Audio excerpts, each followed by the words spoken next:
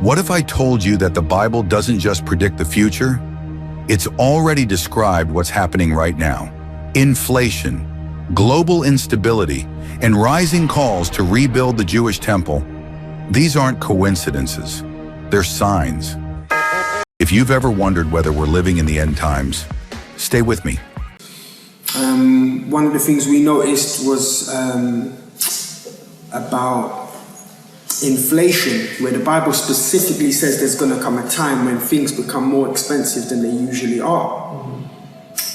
In Revelation 6. And one of the things it said was, don't touch the oil and the wine.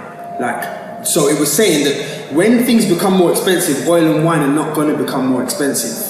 And then someone who was here, Leon, pointed out that that's actually the case. I didn't even know. Oil and wine, the price of oil and wine hasn't increased with inflation the way other goods and services have increased. So, and I literally saw that in a news article like a couple days later, saying I put it in the group, like wine, the world's best wine is like £4.60, something like that. In the Evening Standard, they said the world's best wine is from Asda and it's £4.60 or something like that.